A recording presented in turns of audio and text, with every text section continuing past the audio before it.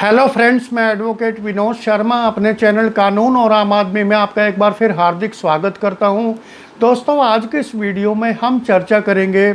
Circumstantial evidence यानी कि परिस्थिति जन्य साक्ष्य क्या होता है, क्रिमिनल केसेस में इसका क्या महत्व होता है, ये कब अमल में आता है। तो दोस्तों, ये सब मैं आपको इस वीडियो में बताऊंगा। तो वीडियो शुरू करने से पहले हमेशा की तरह मेरी आपसे रिक्वेस्ट है कि आप मेरे चैनल को सब्सक्राइब करें, वीडियोस को लाइक करें, शेयर करें और बेल आइकॉन का बटन भी ज़रूर प्रेस करें ताकि आने वाली वीडियोस के नोटिफिकेशन आपको उसी वक्त मिलते रहे। तो दोस्तों, माननीय सुप्रीम कोर्ट ने कल एक केस का डिसीजन दिया। वो केस मैं आपको बताऊं कौन सा था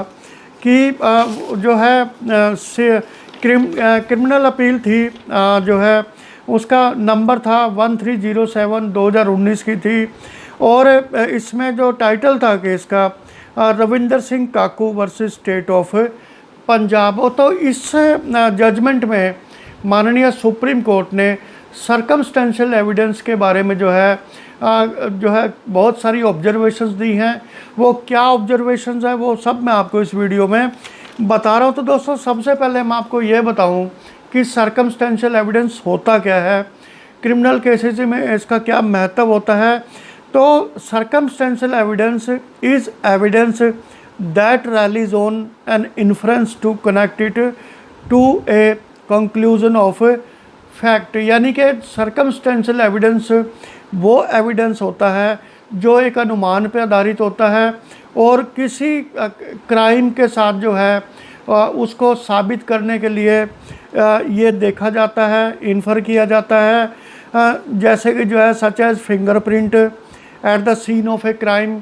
यानी कि क्राइम की जगह पे कोई फिंगरप्रिंट है मान लो, तो वहाँ से अनुमान लगाया जा सकता है कि ये फिंगरप्रिंट किसके हैं और हो सकता है क्राइम इसी ने किया हो।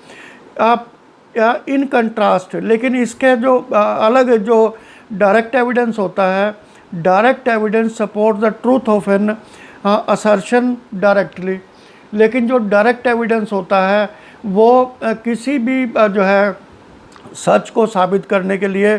डायरेक्टली अमल में लाया जाता है without need for any additional evidence. उसको साबित करने के लिए किसी एडिशनल एविडेंस की ज़रूरत नहीं पड़ती और या किसी अन्य निष्कर्ष की ज़रूरत नहीं पड़ती और वो डायरेक्टली जो है किसी भी क्राइम को साबित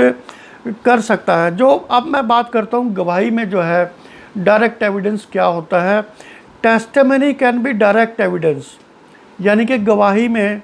जो डायरेक्ट एविडेंस है वो हो सकता है और it can be circumstantial evidence या परिस्थिति जन्य साक्ष्य हो सकता है। उदाहरण के तौर पे a witness saying that he saw a defendant stab a victim, यानी कि अगर कोई जो है गवाह कहे कि मैंने आरोपी को जो विक्टिम को चाकू घोंपते हुए देखा है या उसको स्टैब करते हुए देखा है, अपनी आँखों से देखा है, तो ये जो है डायरेक्ट एविडेंस होता है। और अगर इसके विपरीत ए विक्टिम्स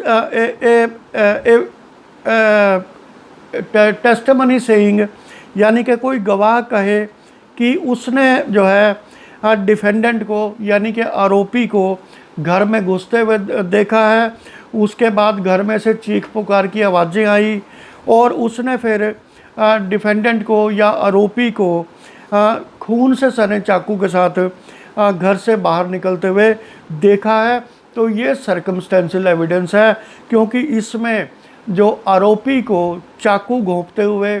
या हत्या करते हुए कोई नहीं देखता, ये सिर्फ सरकमस्टेंशियल एविडेंस है कि वो घर में घुसा, उसके बाद खून से सना हुआ चाकू लेके बाहर निकला, घर में से चीख पुकार की आवाज़ें आई, ये सारा सरकमस्टेंशियल एविडेंस होता है। और फोरेंसिक में जैसे सरकमस्टेंशियल एविडेंस होता है, कोई भी चीज़ हम जो है फोरेंसिक रिपोर्ट लेते हैं क्रिमिनल केसेस में, तो वो जो एक्सपर्ट विटनेस होता है is usually treated as circumstantial evidence. यानी कि कोई जो है एक्सपर्ट होता है फोरेंसिक का, उसकी गवाही कोर्ट में करवाते हैं तो वो सर्कमस्टेंशियल एविडेंस होता है। उदाहरण के तौर पर ए फोरेंसिक साइंटिस्ट में प्रोवाइड्स रिजल्ट्स ऑफ टेस्ट, यानी कि जो चीज़ें लैब में भेजी जाती हैं टेस्टिंग के लिए, वो एक्सपर्ट उनके रिजल्ट बता सकता है कि that bullets were fired from A defendants gun, कि ये जो गोलियां चली हैं मौके पर ये आरोपी की गन से निकली हुई हैं, और that A car was travelling over the speed, या कोई कार बहुत स्पीड से ज़्यादा, जो स्पीड लिमिट है उससे ज़्यादा पर चल रही थी, but not necessarily that the defendant fired the gun, लेकिन इससे ये साबित नहीं होता कि डिफेंडेंट ने ही गोली चलाई, आरोपी ने ही गोली चलाई। जो गोली है वो आरोपी की गन से निकली, और जो ड्राइवर था वो गाड़ी चला रहा था जो ओवर स्पीड में थी। तो ये सारा जो है सर्कमस्टेंशियल एविडेंस होता है। सर्कमस्टेंशियल एविडेंस की महत्वता तब बढ़ जाती है जब डायरेक्ट एविडेंस किसी क्राइम में बहुत कम होता है या बिल्कुल ही नहीं होता। तो दोस्तों, माननीय सुप्रीम कोर्ट ने जो मैंने केस आपको बताया वो एक मर्डर केस था, 302 का केस था, और इसमें जो है ये सारी कन्विक्शन सर्कमस्टेंशियल एविडेंस के बेस पर आधारित थी, क्योंकि जो है आरोपी जो इसमें था रविंदर सिंह काकू, उस पर जो है 2 बच्चों की हत्या करने का आरोप था, जो कि ट्रायल कोर्ट ने उसको फांसी की सज़ा दी। उसके बाद जो है हाई कोर्ट ने उसको लाइफ इम्प्रिजनमेंट दिया, और उसके बाद वो सुप्रीम कोर्ट में आया 20 इयर्स की कन्विक्शन के खिलाफ अपील में। तो सर्कमस्टेंशियल एविडेंस के संबंध में माननीय सुप्रीम कोर्ट ने बहुत ही महत्वपूर्ण ऑब्जर्वेशंस दी हैं, जो मैं एक एक करके आपको बताऊंगा क्रिमिनल केसेस में जब भी कोई केस डिसाइड होता है। Number 1, chain of circumstances is complete, cogent and coherent, यानी कि जो चेन ऑफ सर्कमस्टेंसेस है, जो भी परिस्थितियां सामने आई हैं किसी क्राइम के बाद, मर्डर के बाद, तो वो कंप्लीट होनी चाहिए, वो कॉजेंट होनी चाहिए यानी कि रिलायबल होनी चाहिए, कोहेरेंट होनी चाहिए यानी कि एक दूसरे से जो है वो जो है तालमेल उनका होना चाहिए। और दूसरा, माननीय सुप्रीम कोर्ट ने बहुत सारी जजमेंट्स में कहा है कि where a case rest squarely on circumstantial evidence, कि जब कोई केस में डायरेक्ट एविडेंस नहीं होता और वो केवल सर्कमस्टेंशियल एविडेंस के आधार पर ही उसका फैसला होता है, the inference of guilt can be justified, तो जो गिल्ट का अनुमान है यानी कि अपराध साबित होने का जो निष्कर्ष है वो can be justified only when all the incriminating facts and circumstances are found to be incompatible with the innocence of accused. तो तब जो है जितने भी इंक्रीमेटिंग फैक्ट्स हैं या उस केस के सर्कमस्टेंसेस हैं वो सभी एकजुट होकर ये साबित करें कि ये जो आरोपी है वो इनोसेंट नहीं है, ये अपराधी है। तीसरा दोस्तों, the circumstances from which an inference is drawn here have to be approved beyond reasonable doubt, यानी कि जो निष्कर्ष निकाला है सर्कमस्टेंशियल एविडेंस के बेस पे किसी आरोपी को सज़ा देने के लिए, वो जो उसका जो सर्कमस्टेंसेस होने चाहिए